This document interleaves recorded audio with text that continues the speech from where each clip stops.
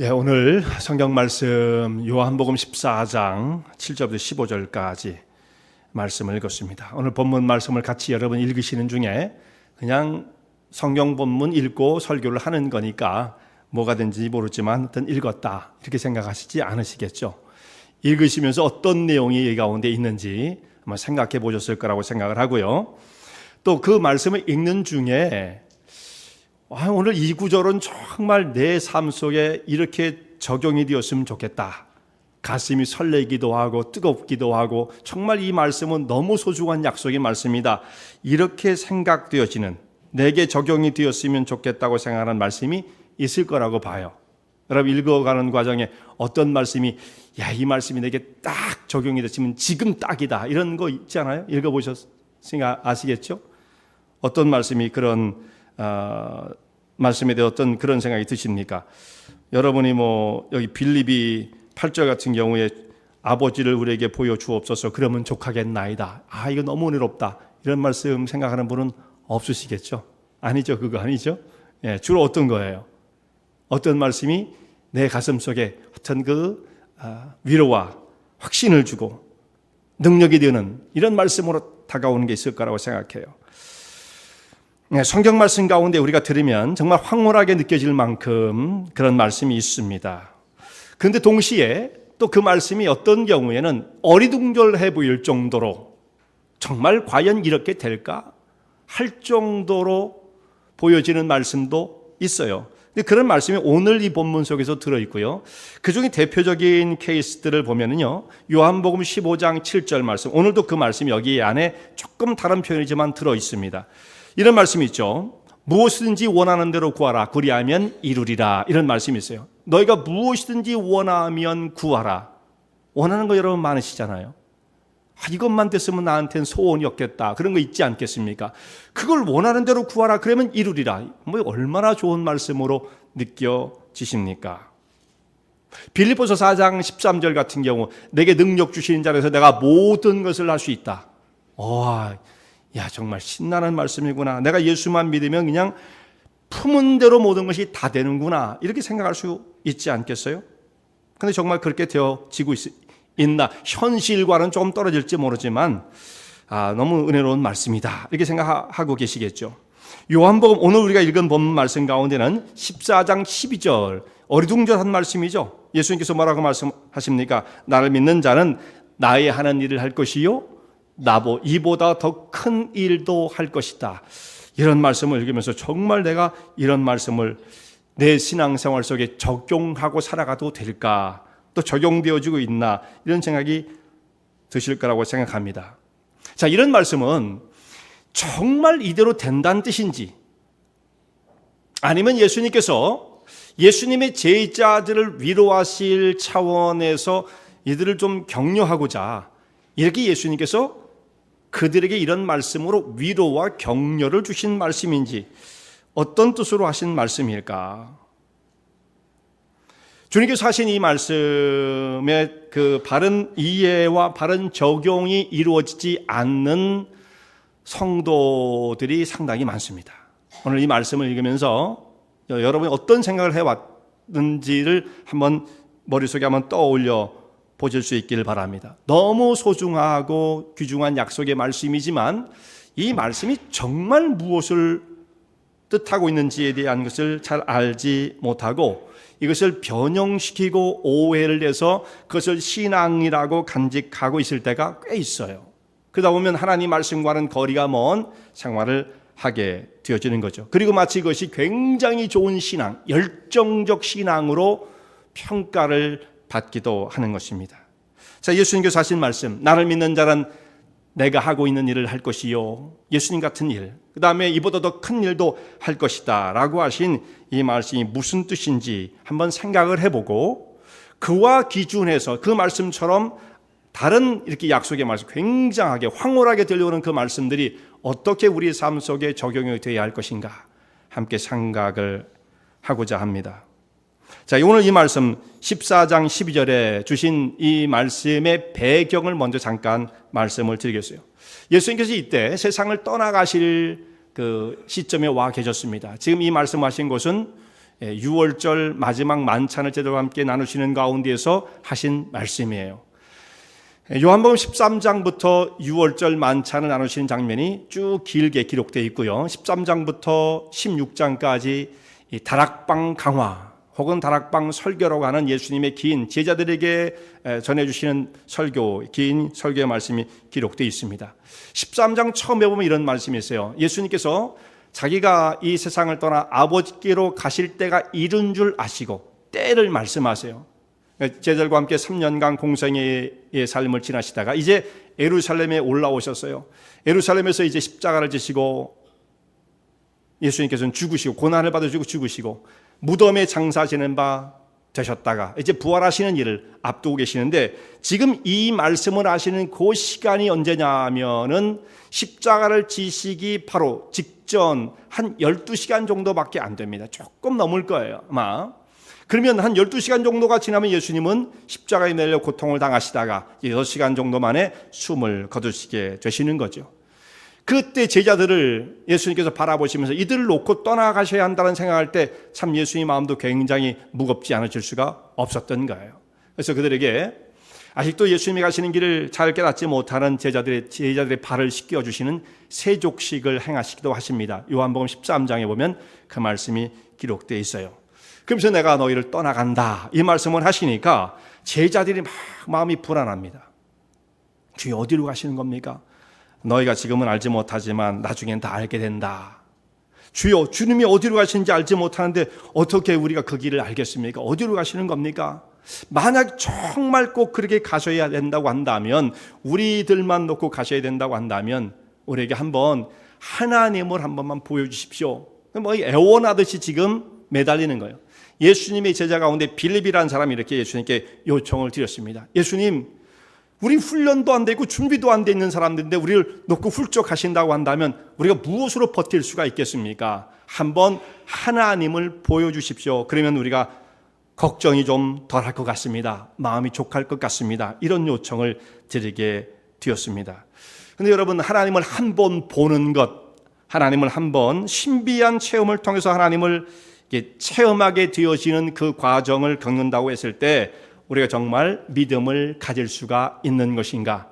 하나님을 어떻게 해야 하나님을 만나고 신앙을 갖게 되어지는가? 제가 여러 번 그런 말씀을 드렸어요. 언젠가 하나님을 결정적으로 만나야 할 때가 있다. 그렇게 말씀을 드리면 많은 분들이 어떤 생각을 하냐면 그걸 신비적인 체험으로 해석을 하는 경우들이 있습니다. 제가 드렸던 말씀을 오해하시는 거죠. 사실은 그건 신비적 체험을 말하는 건 아니었어요. 인격적 체험을 말하는 것인데 그렇게 아무리 말씀을 드려도 우리의 머릿속에 우리의 마음속에는 자꾸 신비한 것을 향한 어떤 그런 요구가 있습니다. 그래서 지금 이 빌립도 예수님 그런 말씀을 드리는 거예요. 우리가 하나님을 한 번만 볼 수 있으면 촉하겠습니다. 근데 지금 빌립이 예수님께 말씀을 드리는 것은 눈으로 하나님을 보여달라는 뜻은 아니에요. 왜냐하면 전 빌립 같은 이 유대인들은요 하나님을 눈으로 볼 수 없는 분이라는 것 정도는 다 깨닫고 있습니다. 구약 성경에 이 사람들은 다 대부분의 사람들이 능통했던 사람들이죠. 학자들뿐만 아니라 그 개개인들도요 구약 성경이 굉장히 익숙했던 사람들인데 구약 성경에는 하나님을 눈으로 볼 수 없는 분이라는 것이 너무나 명백합니다. 특별히 예를 든다 하면 출애굽기에서 하나님께서 이스라엘 백성들 출애굽을 한 후에 모세를 통하여 율법을 주시는데 시내산에서 이제 언약을 맺으시는 장면이 나오거든요.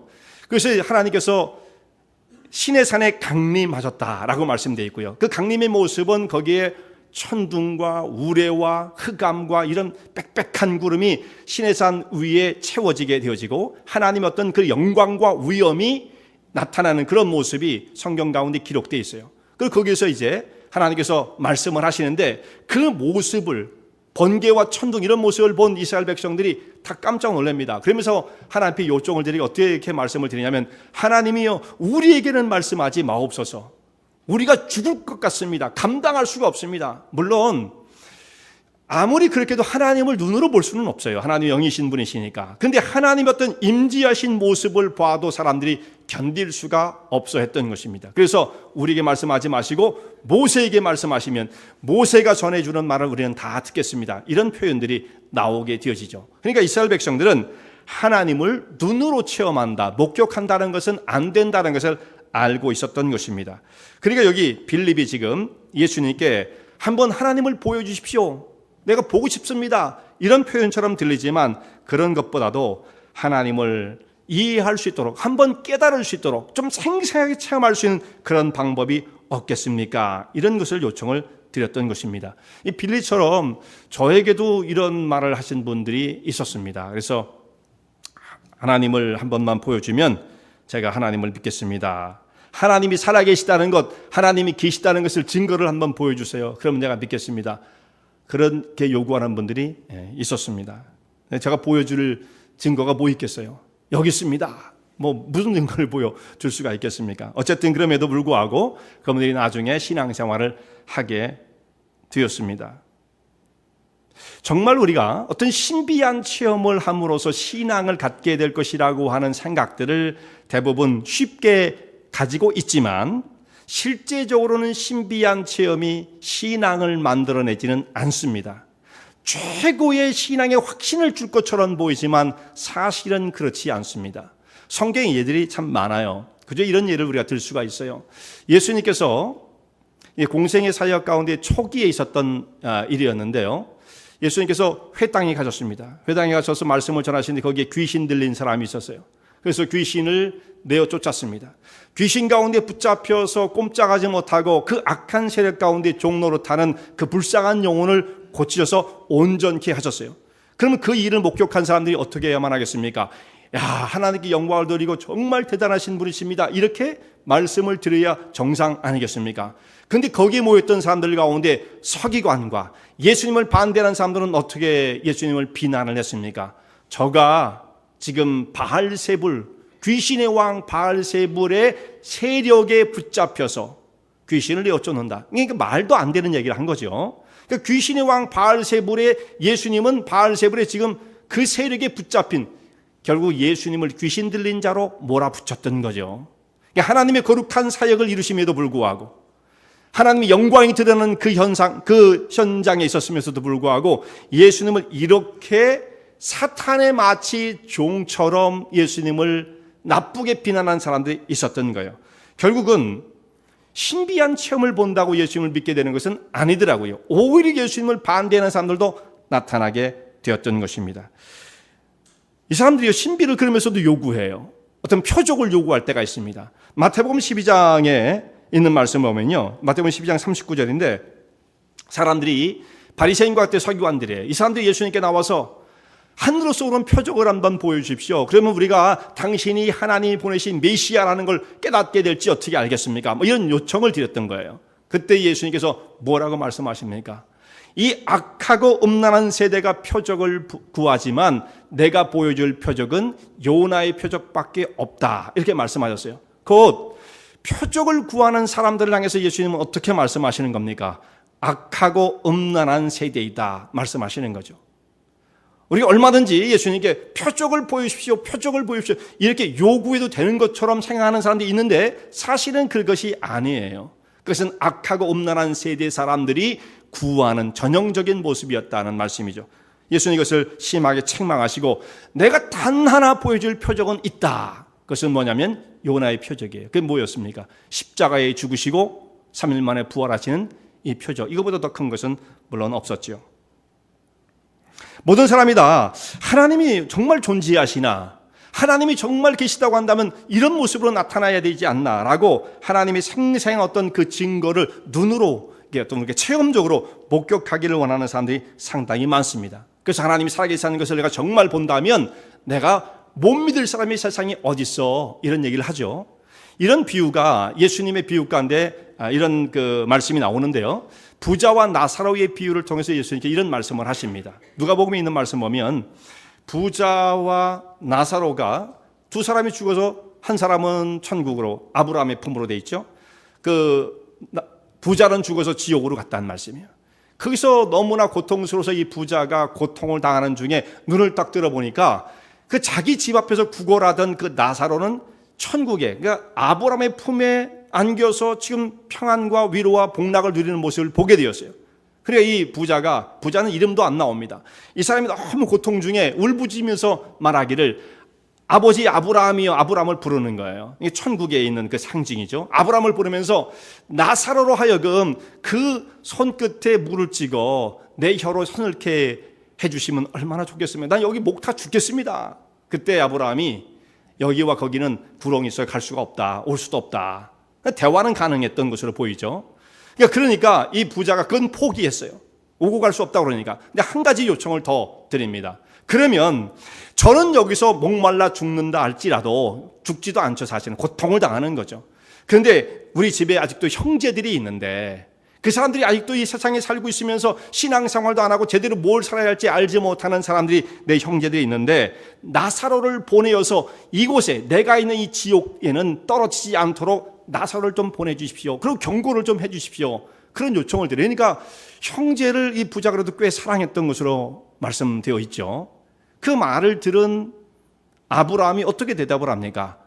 나사로가 갈 필요 없다. 거기에 선지자와 모세가 있으므로 그들에게 들으면 된다. 모세와 선지자에게 들으면 된다. 모세가 그때 당시에 있지는 않았잖아요.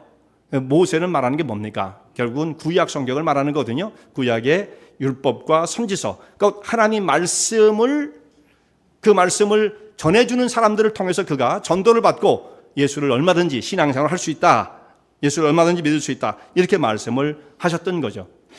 근데 그 말을 듣고 있던 부자가 아닙니다. 내 형제들 내가 잘 아는데 그 형제들은 그 정도 갖고는 신앙을 가질 수가 없는 강팍한 자들이에요. 그러니까 기적적인 일, 아주 특별한 일, 이런 신비한 일을 체험하기 전에는 그들이 믿지 않을 터이니 죽은 자가 살아나서 가서 그 말씀을 전한다면 아마 그때는 새로운 마음을 가질 겁니다. 그래서 또 요청을 드리죠. 그때 아브라함이 이런 아주 중요한 말을 합니다. 거기에 있는 모세와 선지자를 통해서 전도를 받았는데도 불구하고 믿지 않는다고 한다면 죽은 자가 살아난다 할지라도 믿지 않을 것이다. 이게 대단히 중요한 말씀이에요. 그러니까 신앙을 어떻게 갖게 되어지느냐? 어떤 신비한 체험을 했기 때문에 신앙을 갖는 것이 아니라는 것을 예수님이 누누이 말씀하시는 거죠. 거기에 있는 선지자를 통해서, 거기에 있는 말씀 전하는 자들을 통해서, 또 기록된 하나님 말씀을 통해서 하나님을 깨닫게 되어진다라는 말씀이에요. 자, 이때 예수님 앞에서 하나님을 보여주십시오 하고 말하는 이 빌립은 지금 하나님의 아들이 땅에 오셔서 하나님 말씀을 전하고 계십니다. 예수님 이런 말씀하시죠. 하나님이 내 안에 계시다. 내가 또한 하나님 안에 있다. 내가 지금 말하는 것은 내가 말하는 것이 아니고 하나님의 말씀을 하는 것이다. 이렇게 말씀을 하셨습니다. 그럼에도 빌립은 또 신비한 것이 좀 없을까요? 이렇게 말씀을 드렸던 거죠. 요한복음 1장 18절에 중요한 말씀인데요. 예수님께 이렇게 말씀하세요. 본래 하나님을 본 사람이 없으되 아버지 품속에 있는 독생하신 하나님이 나타내셨느니라. 여기서 독생하신 하나님은 인간이 되신 예수님을 의미하는 것입니다. 마리아의 몸에서 어린아이의 모습으로 태어나신 예수님께서 그저 평범한 한 인간이 아니셨고 성령으로 말미암아 잉태되어진 곧 하나님이 이 땅에 인간의 몸을 입고 오신 성육신이라고 하죠. 인카네이션. 성육신하신 하나님께서 그 가운데 제자들을 만나시고 말씀을 전해주고 계셨습니다. 그럼에도 불구하고 빌립은 아직도 하나님을 보여달라 이런 이야기를 했던 거예요. 생각해보면 참 답답하죠. 왜냐하면 예수님께서 이제 내일이면 세상을 떠나가시는데 아직도 제자들은 그 타령을 하고 있었다. 이런 모습을 보면 참 답답해 보입니다. 자, 여기 계신 분들 가운데에 대부분의 분들이 다 나는 예수님을 나의 구주로 하나님의 아들로 믿고 있다는 고백을 가지신 분이 대부분일 거라고 생각합니다. 혹은 그 가운데 오늘 어떤 분에 의해서 전도를 통해서 이 가운데 참여했는데 아직도 나는 하나님의 아들인지 또 그분을 믿으면 어떻게 되는지 나의 구원주인지 나는 고백할 그런 믿음은 없다. 또 그런 분이 계실 수도 있어요. 근데 많은 분들이 신앙의 고백을 갖고 계실 거라고 생각합니다. 갖고 계신 분이든 혹은 앞으로 그런 신앙을 갖게 될 분이든 간에 신앙에 이르는 길이 무엇인지를 한번 곰곰이 생각해 보세요. 여러분 어떻게 해서 예수님을 믿게 되었나? 물론 어떤 분 가운데는 난 신비한 체험을 했을 때에 예수님이 계시다는 것을 분명히 느꼈고 나는 신앙을 갖게 되었다, 이렇게 고백하는 분이 있을 수도 있어요. 있을 수도 있습니다. 물론 그걸 부정할 수는 없어요. 그러나 대부분의 경우는 어떤 경우냐면, 우리가 신앙을 갖게 되어지는 통로, 가장 중요한 것은 예수 그리스도의 사역과 그의 인격을 통해서 우리가 신앙을 갖게 되어져요. 하나님을 깨닫게 되어지는 것입니다. 이게 무엇입니까? 그리스도의 사역과 인격이라는 것이 무엇이에요? 하나님의 아들이 이 땅에 오셔서 십자가에 죽으시고 부활하셔서 우리의 죄의 문제를 해결하시고 하나님과 원수되었던 그 자를 건지어 하나님의 백성 삼으셨다고 하는 구원의 역사, 그 하나님의 사역이죠. 그리스도의 사역이죠. 그리고 그분께서 가르쳐주신 그 속에 담겨있는 그분의 고상한 인격, 세상 어떤 것을 찾아볼 수 없는, 나를 무한히 사랑하시고 나의 삶을 간섭하시며 이끄시는 주의 인격을 통해서 우리의 신앙이 영적인 감동을 받고 변화를 받게 되어지고 예수님을 믿는 그 믿음에 이르게 되어지는 것입니다. 이것이 여러분 진짜예요. 신비한 체험은 글쎄 이거 좀 그걸 확신이라고 말하기는 좀 어려울 수도 있습니다. 왜냐하면 성경에 그런 사람이 너무나 많으니까.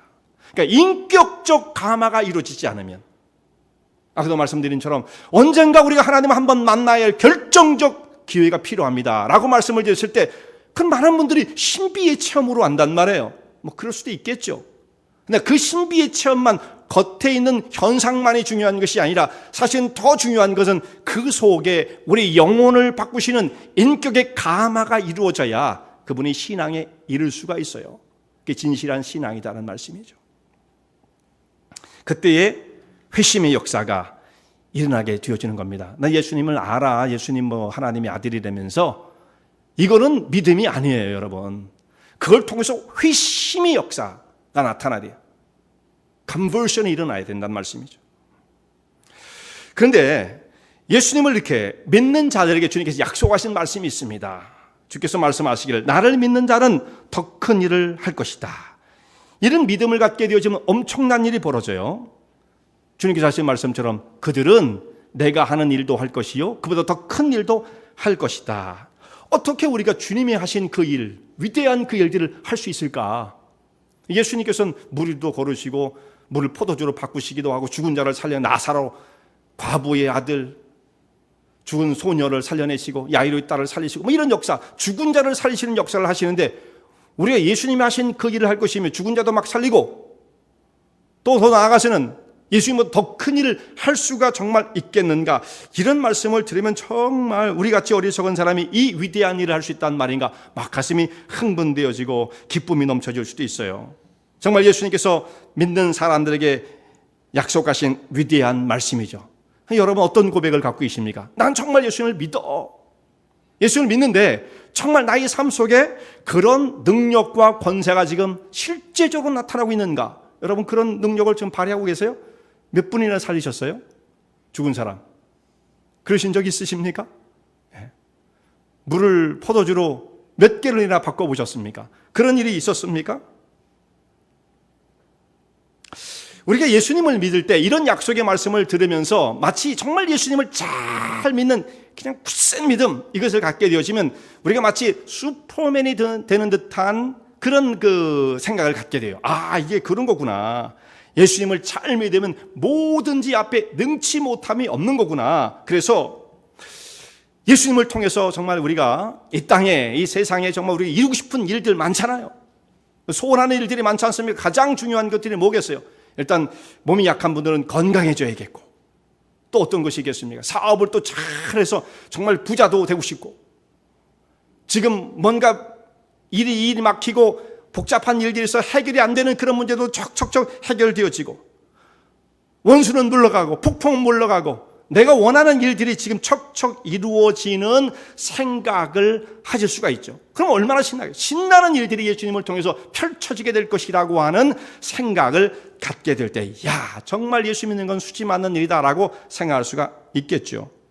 여러분, 근데 그렇게 생각하는 사람들이 굉장히 많은 거예요. 지금까지 안 이루어졌지만 끝까지 붙잡고 있으면 언젠가는 이루어질 것이고 인생 그야말로 대박나는 날이 올 것이다, 이런 생각하시는 분들이 있잖아요. 언젠가는 이루어질 거야. 그러니까 이걸 절대로 놓아서는 안 돼.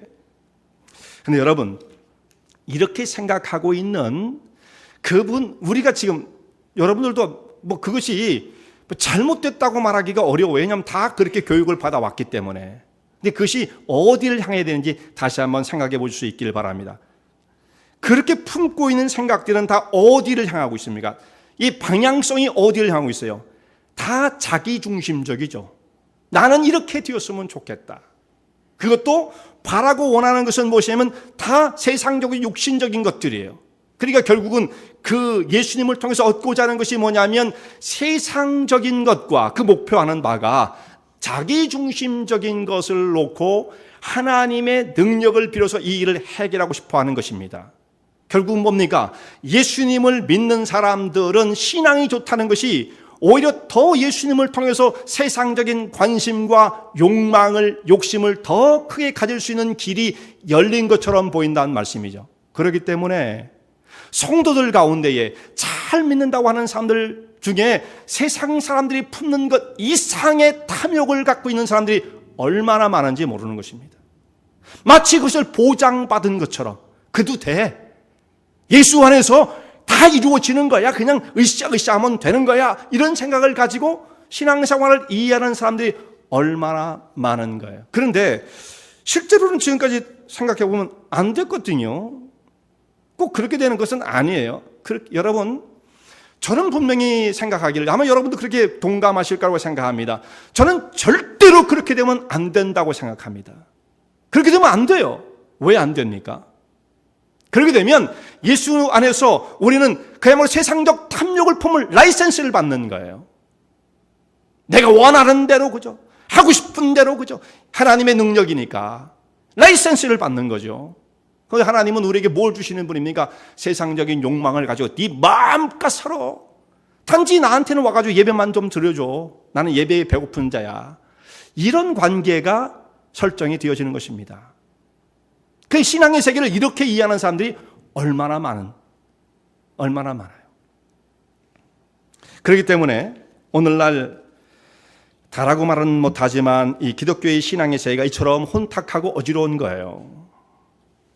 그래서 여러분, 이런 꿈을 깨셔야 됩니다. 그렇게 하면서 막 으쌰으쌰 하는 것, 그래서 그냥 믿습니다 하면서 이러면 신앙이 좋은 것으로 생각한다는 말씀이죠. 참 큰 문제예요. 예수님께서는 그런 약속을 하신 적이 없습니다. 그렇다면 여기 말씀하는 바는 뭐예요? 나의 행한 일을 할 것이요 이보다 더 큰 일을 할 것이다. 이 말씀이 뜻하는 바가 무엇입니까? 정말 과연 우리가 예수님이 하신 일을 할 것이고 예수님이 행하신 그 일보다 더 큰 위대한 역사를 정말 우리가 이룰 수 있다는 말인가? 그런데 예수님께서 뭐라고 뒤에 말씀을 하셨느냐면 너희가 그렇게 할 수 있는 이유가 있다. 예수님께서 이렇게 말씀하셨어요. 이는 내가 아버지께로 감이라. 자, 14장 12절 말씀이죠. 이보다 더 큰 것도 하리니 이는 내가 아버지께로 감이니라. 자, 이 말씀을 원어에 있는 뜻대로 이것도 잘 번역을 됐습니다만 조금 더 강조를 해서 번역을 한다면 이렇게 번역할 수 있어요. 이보다 더 큰 일도 할 것인데 왜냐하면 내가 아버지께로 가기 때문이다. 이렇게 번역을 하면 정확해집니다. 너희가 더 큰 일을 할 수 있는 그 근거가 무엇인 줄 아느냐? 내가 아버지께로 가기 때문이다. 그러면 예수님께서 아버지께로 가면 어떤 일이, 무엇가 달라진다는 것입니까? 주님께서 아버지께로 가시는 것과 관계되어지는 것은 무엇입니까? 예수님께 이런 말씀하시죠. 내가 아버지께로 가면 보혜사를 너에게 보낼 것이다. 성령을 보내시겠다는 약속의 말씀을 하십니다. 그래서 지금 불안해하고 있는 제자들, 예수님 떠나가신다는 걸 보면서 예수님이 안 계시면 우리는 어떻게 산단 말이에요? 우리끼리 어떻게 험한 세상을 헤쳐나갈 수 있겠어요? 이렇게 불안한 자들에게 예수님 이런 말씀하시죠. 요한복음 16장 7절의 말씀인데요. 여기 이렇게 말씀합니다. 내가 실상을 말하노니 내가 떠나가는 것이 너희에게 유익이라.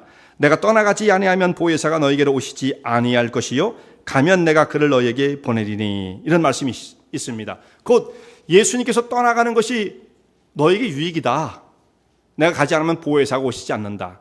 곧 예수님이 떠나는 것과 관련된 것은 성령을 보내시겠다는 말씀, 그 약속의 말씀과 관련되어진 것입니다.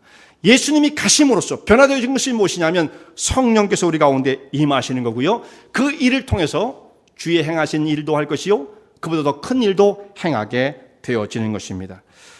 성령에 관한 약속의 말씀이 요한복음에 상당히 깊이 나와 있어요. 거기 있는 말씀만 제가 몇 가지만 정리를 해서 말씀을 드리겠습니다. 성령께서 오시면, 다락방 강화로 아까 말씀드렸던 그 가운데 들어있는 말씀들입니다.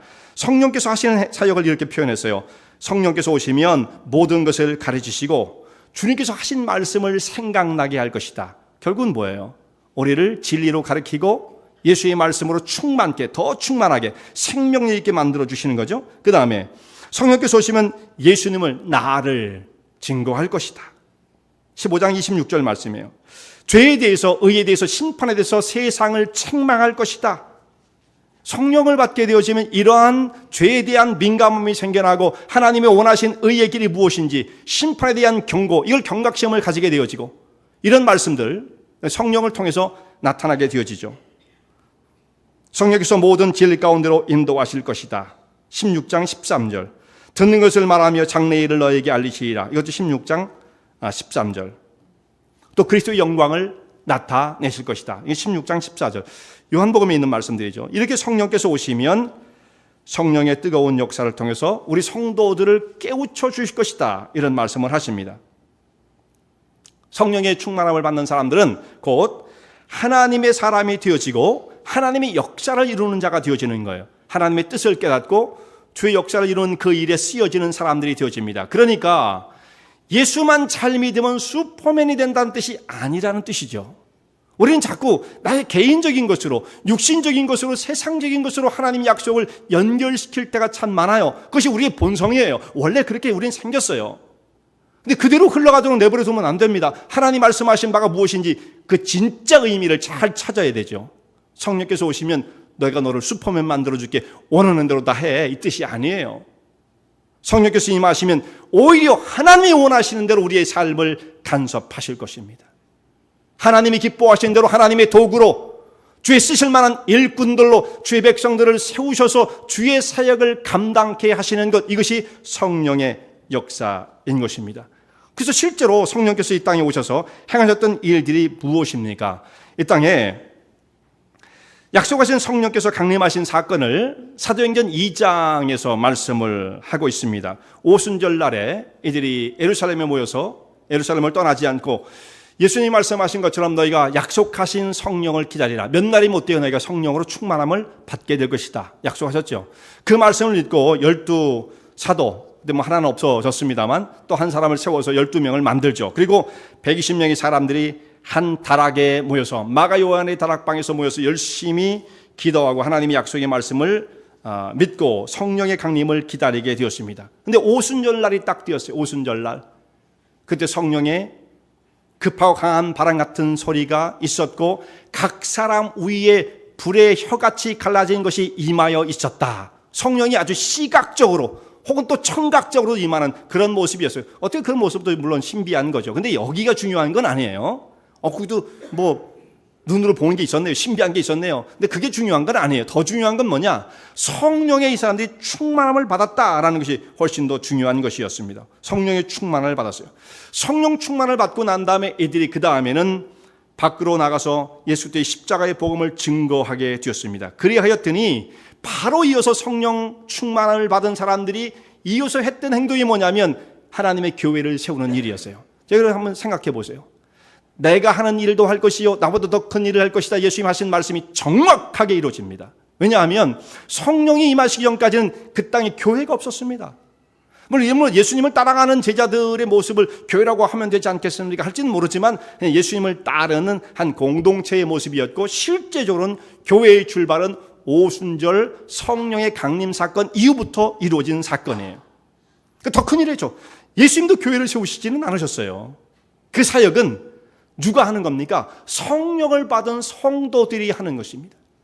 하나님의 나라를 세우는 일, 하나님의 교회를 세워가는 일, 이 사역을 성령 받은 하나님의 백성들이 이 사역을 이루게 되었던 것입니다.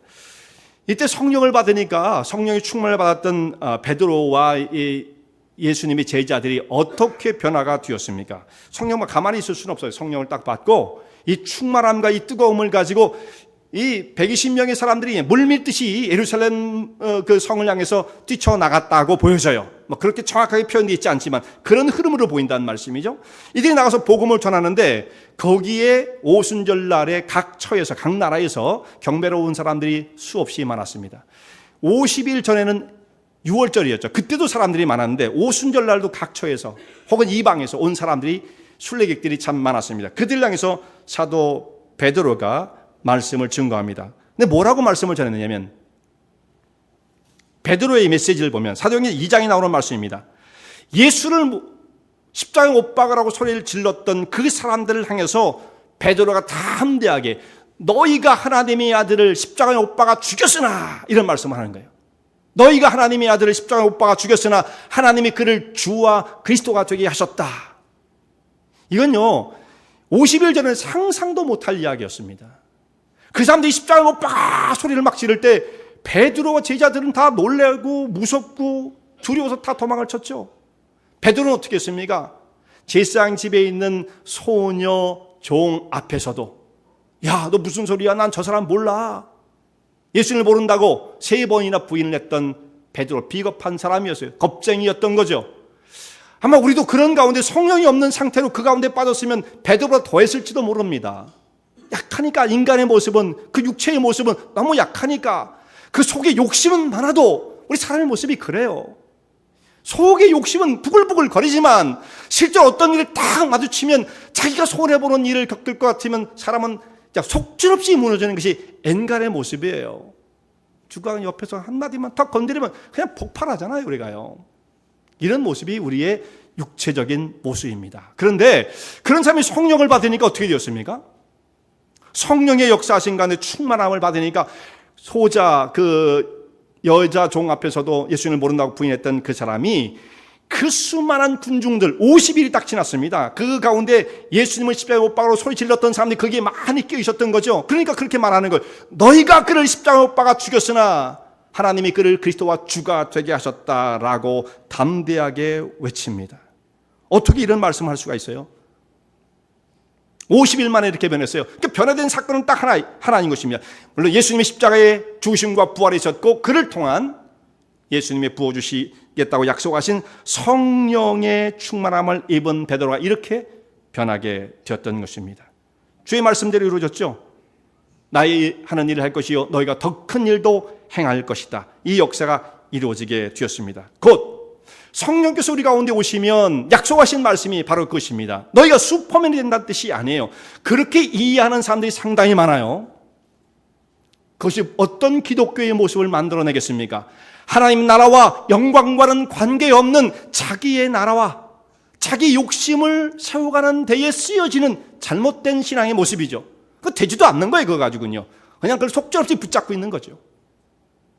그런데 성령의 충만을 받은 사람들이 이 사람들이 하나님의 도구로 세워지게 되어지면 주의 나라를 세우는 일에 하나님의 영광의 나라를 세우는 일에 거룩한 도구로 쓰여지게 되어지는 것입니다.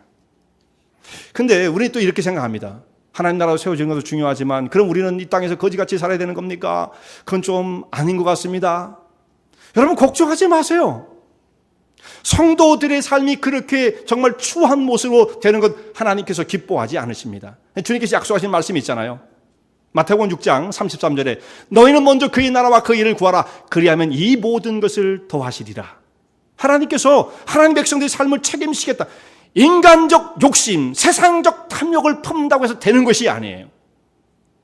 그러나 주의 나라와 영광을 위한 헌신적인 마음을 가지고 충성하는 자들을 향해서 약속하신 바가 있습니다.